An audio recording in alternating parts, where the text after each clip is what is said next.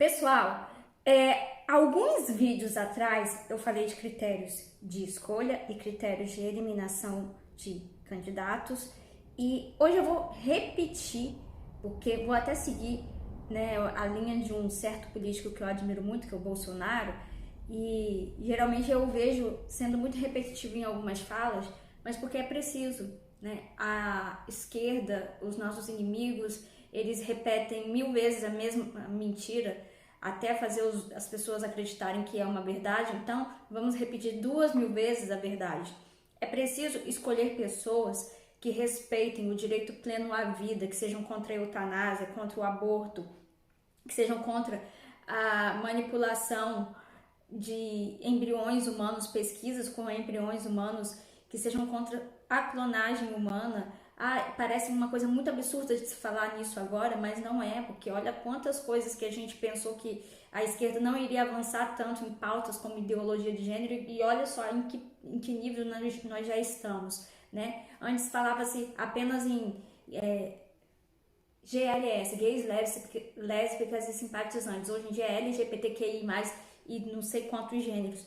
Então, as coisas, elas vão caminhando e a gente tem que estar preparado. Precisamos de pessoas e que essas pessoas estejam em partidos que sejam comprometidos com o verdadeiro matrimônio, a união entre o homem e mulher, a família constituída de acordo com o ensinamento da igreja e o seu direito de educar os filhos, ou seja, a primazia da educação dos filhos é dos pais.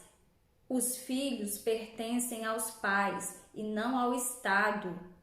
Então, que eles tenham a liberdade de educar os seus filhos conforme eles queiram. Católica, é preciso de candidatos e pessoas que estejam em partidos que respeitem a fé católica e todos os seus símbolos, ritos, manifestações e templos.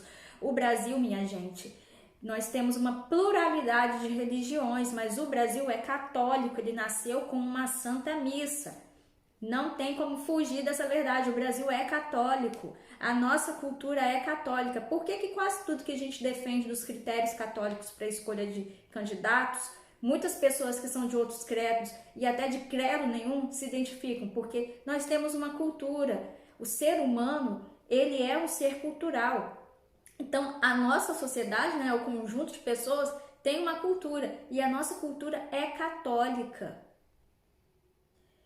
É preciso, então, de pessoas, né, de candidatos que estejam em partidos que também defendam o ensino religioso confessional, o combate à ideologia de gênero, o combate à liberação das drogas, seja contra a liberação das drogas, e contra a prostituição. E quando a gente fala de prostituição, a gente fala também, né, de sexualização das crianças, no sentido amplo da palavra. É preciso de pessoas comprometidas com melhorias indispensáveis nas áreas da vida humana, como a saúde, a segurança, a justiça, a educação, a moradia, o saneamento básico, transportes, meio ambiente e demais direitos básicos dos cidadãos, porque isso é ser pró-vida também. Você lutar para que as pessoas tenham uma melhor qualidade de vida é ser pró-vida também. Então não basta falar que é pró-vida apenas ser contra o aborto. Tem que também apresentar propostas para que mães em estado de vulnerabilidade, já que a esquerda adora, por exemplo, usar como pretexto a pobreza para se abortar crianças, essas mães tenham amparo para criar os seus filhos, para que elas não sejam induzidas a essa coisa tão perversa que é o aborto. É preciso de pessoas também comprometidas com a gestão honesta e limpa do poder e dos recursos públicos. Não roubarás, não matarás, mas também não roubarás. É preciso ter isso muito firme na nossa mente. E é preciso de pessoas que combatam o ativismo judicial, né? A usurpação dos poderes por outros poderes, de um poder por outro poder. Só de pensar nesses critérios todos, a gente já faz uma boa eliminação de pessoas para poder chegar a um candidato. Eu vou dar aqui uma dica básica, menor, né? Que é a dica dos 3 P's. O primeiro P é o partido. Aí você pode falar, não, o primeiro P não tem que ser a pessoa que eu vou votar, não. O primeiro P é o partido que essa pessoa está. Porque muitas pessoas estão em partidos que têm no seu estatuto ou em alguma manifestação posições contrárias àquilo que essa pessoa diz defender. Tem partidos, inclusive, que expulsam pessoas que não votem de acordo com a pauta do partido. Então, o primeiro P é o P do partido. Não basta ser uma pessoa boa que esteja num partido ruim, num partido que vá contra os princípios e os valores católicos. O segundo P é o P do passado. Não adianta a pessoa, por exemplo, agora tem um boom monarquista que está acontecendo e muitas pessoas se dizem monarquistas. Você tem que avaliar se essa pessoa já se dizia monarquista desde quando e como que ela passou a ser monarquista. Agora tem um boom também do conservadorismo, muita gente querendo se dizer conservadora. A pessoa está dizendo que é contra o aborto. Desde quando ela se posiciona contra o aborto? Será que é só agora, pertinho do período eleitoral? Então, tem que avaliar o passado. Essa pessoa já se posicionou a favor do aborto antes? Essa pessoa já se posicionou a favor das drogas? Que nem o Freixo, que agora está dizendo que não é mais a favor da liberação das drogas, mas se posicionou anos e anos a favor da liberação das drogas. Então, é preciso avaliar o passado da pessoa. E também se já se envolveu em algum escândalo de corrupção, coisa do tipo, ou situações polêmicas. Então, você tem que ver o passado da pessoa, buscar as redes pessoais da pessoa, para você, enfim, avaliar o passado dela, puxar a ficha dela de fato.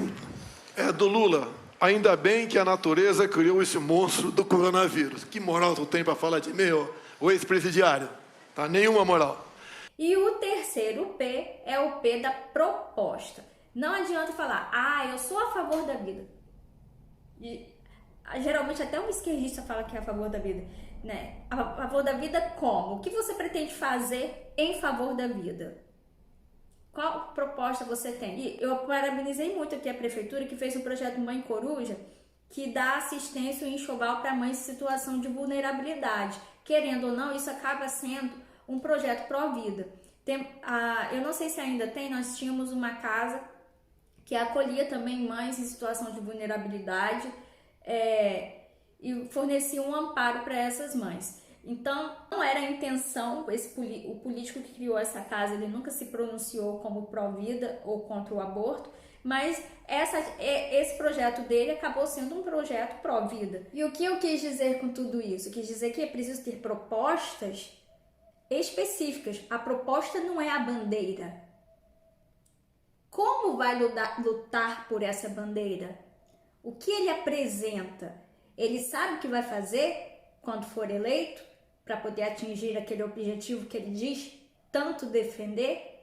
Então, a proposta tem que ser específica, tem que ser objetiva, tem que ser clara. Então, a proposta é dizer isso. Como que vai atingir o objetivo? Como que vai chegar àquele resultado que promete tanto na campanha?